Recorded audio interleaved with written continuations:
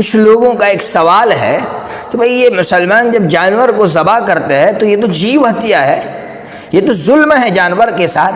میں اس کا جواب نہیں دوں گا، اس لیے کہ اس کا جواب مسلمانوں پر نہیں ہے، مسلمانوں پر ضروری نہیں ہے۔ کیوں مسلمان اس کا جواب دے؟ اس لیے کہ اسلام کے آنے سے پہلے جتنی آتھنٹک کتابیں ہیں آپ ان تمام پستکوں کو پڑھیے۔ آپ پڑھیے ریگ وید کو، آپ پڑھیے یجروید کو، آپ پڑھیے منو سمرتی کو، آپ پڑھیے مہا بھارت کو۔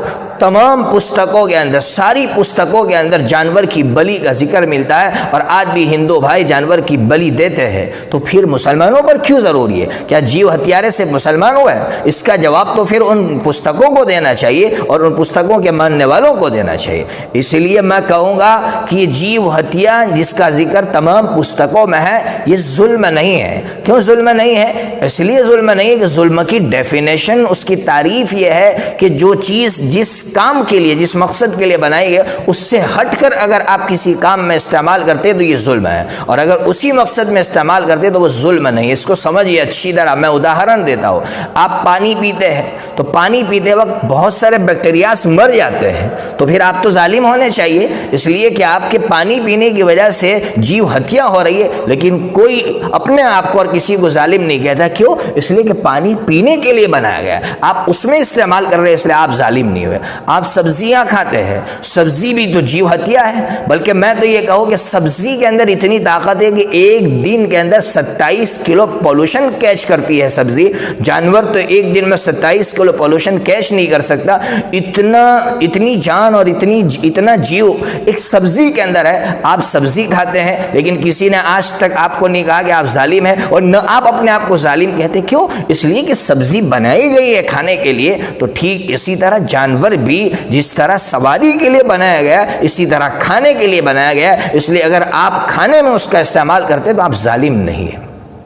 اور پھر عجیب بات یہ کہو، آپ کو شاید ہنسی آئے گی کہ بہت سے لوگ یہ کہتے ہیں کہ یہ جو ہنسا اور اہنسا جو ہے یہ خوراک سے جڑی ہوئی ہے، یعنی ظلم اور انصاف اس کا تعلق خوراک سے ہے۔ اسی لیے وہ کہتے ہیں کہ جتنے گوشت کھانے والے ہیں نا وہ ہنسا پھیلاتے ہیں، اور جتنے سبزی کھانے والے ہیں نا وہ سب اہنسک ہے، وہ سب امن کے جو ہے سوداگر ہیں اور امن کو دنیا میں پھیلاتے ہیں۔ میں ان سے کہوں گا کہ دنیا میں آج تک لوگوں نے یہ سنا ہوگا کہ گوتم بدھ جی، جن کو لوگ کہتے ہیں کہ انہوں نے بہت بڑا امن کا میسیج دیا ہے، وہ سب سے زیادہ گوشت کھاتے تھے، لیکن اس کے باوجود انہوں نے دنیا میں امن پھیلایا۔ اور ہٹلر سے بڑا ظالم کون ہوگا، ہنسک کون ہوگا؟ اس نے سب سے زیادہ ہنسائیں کی ہیں، سب سے زیادہ ظلم کیا ہے، لیکن ہٹلر جو ہے وہ سبزی کھاتا تھا۔ معلوم یہ ہوا کہ یہ جو ہنسا اور اہنسا کا تعلق یہ خوراک کے ساتھ جوڑ رہے ہیں، ان لوگوں نے ہسٹری نہیں پڑھی ہے، اتہاس نہیں پڑھا ہے۔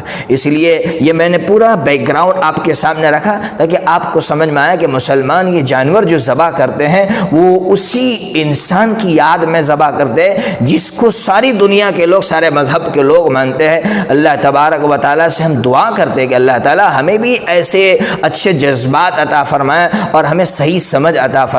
السلام علیکم ورحمۃ اللہ وبرکاتہ۔